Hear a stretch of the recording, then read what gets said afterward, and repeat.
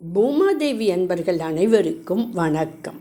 இந்த நாளும் இனி வரப்போகும் நாட்களும் அனைவருக்கும் இனிமையானதாக அமைய வாழ்த்துக்கள். நவராத்திரியின் 10ஆம் நாள் விஜயதசமி, வெற்றியின் திருநாள். இன்று லலிதா சகஸ்ரநாமாவளியின் 10ஆம் பாகம் இறுதி பகுதியை பாராயணம் செய்யப் போகிறோம். அம்மையின் அருள் நமக்கு எப்போதும் ஜெயம், சாந்தி, செழிப்பு தரட்டும். ஓம் நாதரூபிண்யை நமஹ.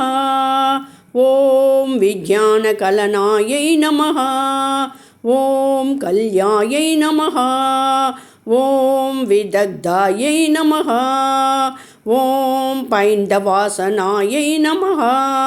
ஓம் தத்வாதிகாயை நமஹ. ஓம் தத்வமய்யை நமஹ. ஓம் தத்வமர்த்தஸ்வரூபிண்யை நமஹ. ஓம் சாமகான பிரியாயை நமஹ. ஓம் சௌமியாயை நமஹ. ஓம் சதாசிவகுடும்பிண்யை நமஹ. ஓம் சவ்யாபசவ்ய மார்கஸ்தாயை நமஹ. ஓம் ஸ்வஸ்தாயை நமஹ. ஓம் ஸ்வபாவமதுராயை நமஹ.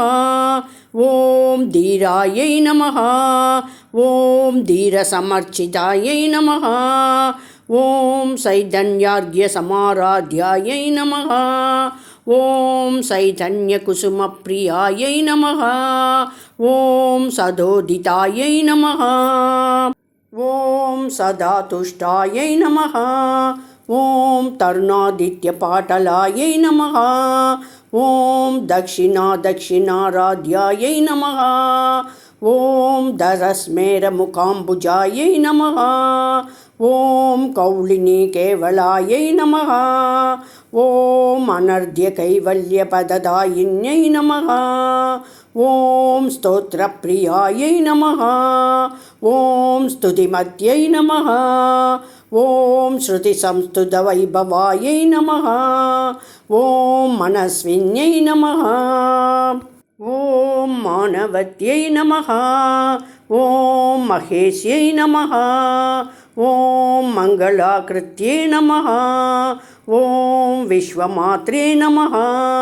ஓம் ஜகத்தாத்ரியை நமஹ. ஓம் விசாலாக்ஷ்யை நமஹ. ஓம் விராகிண்யை நமஹ. ஓம் பிரகல்பாயை நமஹ. ஓம் பரமோதாராயை நமஹ. ஓம் பரமோதாயை நமஹ. ஓம் மனோமய்யை நமஹ. ஓம் வியோமகேஸ்யை நமஹ. ஓம் விமானஸ்தாயை நமஹ. ஓம் வஜ்ரிண்யை நமஹ. ஓம் வாமகேஸ்வர்யை நமஹ. ஓம் பஞ்சயஜ்ஞப்ரியாயை நமஹ. ஓம் பஞ்சப்ரேதமஞ்சாதிசாயின்யை நமஹ. ஓம் பஞ்சம்யை நமஹ. ஓம் பஞ்சபூதேஷ்யை நமஹ. ஓம் பஞ்சசங்க்யோபசாரிண்யை நமஹ. ஓம் சாஸ்வத்யை நமஹ. ஓம் சாஸ்வதைஸ்வர்யாயை நமஹ. ஓம் சர்மதாயை நமஹ. ஓம் சம்புமோகின்யை நமஹ. ஓம் தராயை நமஹ. ஓம் தரசுதாயை நமஹ. ஓம் தன்யாயை நமஹ. ஓம் தர்மிண்யை நமஹ. ஓம் தர்மவர்தின்யை நமஹ. ஓம் லோகாதீதாயை நமஹ. ஓம் குணாதீதாயை நமஹ. ஓம் சர்வாதீதாயை நமஹ. ஓம் சாமாத்மிகாயை நமஹ. ஓம் பந்தூககுசுமப்ரக்யாயை நமஹ. ஓம் பாலாயை நமஹ. ஓம் லீலாவினோதின்யை நமஹ. ஓம் சுமங்கல்யை நமஹ. ஓம் சுககர்யை நமஹ. ஓம் சுவேஷாட்யாயை நமஹ. ஓம் சுவாசின்யை நமஹ. ஓம் சுவாசின்யர்ச்சன பிரீதாயை நமஹ. ஓம் ஆசோபனாயை நமஹ. ஓம் சுத்தமானசாயை நமஹ. ஓம் பிந்து தர்ப்பண சந்துஷ்டாயை நமஹ. ஓம் பூர்வஜாயை நமஹ. ஓம் திரிபுராம்பிகாயை நமஹ. ஓம் தசமுத்ரா சமாராத்யாயை நமஹ. ஓம் திரிபுரா சிவசங்கர்யை நமஹ. ஓம் ஜானமுத்ராயை நமஹ. ஓம் ஜானகம்யாயை நமஹ. ஓம் ஞானஜ்ஞேயஸ்வரூபிண்யை நமஹ. ஓம் யோனிமுத்ராயை நமஹ. ஓம் திரிகண்டேஷ்யை நமஹ. ஓம் திரிகுணாயை நமஹ. ஓம் அம்பாயை நமஹ. ஓம் திரிகோணாகாயை நமஹ. ஓம் அனகாயை நமஹ.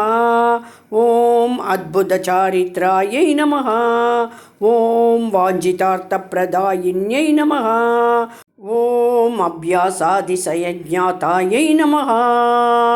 ஓம் ஷடத்வாதீதரூபிண்யை நமஹ.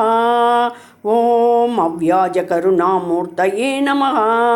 ஓம் அஜ்ஞானத்வாந்ததீபிகாயை நமஹ. ஓம் ஆபாலகோபவிதிதாயை நமஹ. ஓம் சர்வானுலங்க்ய சாசனாயை நமஹ. ஓம் ஸ்ரீசக்கரராஜநிலையாயை நமஹ. ஓம் ஸ்ரீமத் திரிபுரசுந்தர்யை நமஹ. ஓம் ஸ்ரீ சிவாயை நமஹ. ஓம் சிவசக்தியைக்கரூபிண்யை நமஹ. ஓம் லலிதாம்பிகாயை நமஹ. ஓம் தத் சத் பிரம்மார்ப்பணமஸ்து. இதி ஸ்ரீ லலிதா சகஸ்ரநாமாவளி சம்பூர்ணம். 10ஆம் நாள் பாராயணத்துடன் லலிதா சகஸ்ரநாமாவளி நிறைவு பெற்றது. அம்மையின் அருள் எப்போதும் உங்களையும் உங்கள் குடும்பத்தையும் காத்து ஆசீர்வதிக்கட்டும். இந்த புண்ணிய நவராத்திரியில் அனைவரும் ஆனந்தம், ஆரோக்கியம், வெற்றி பெறுவீர்கள். பார்வைக்கு மிக்க நன்றி.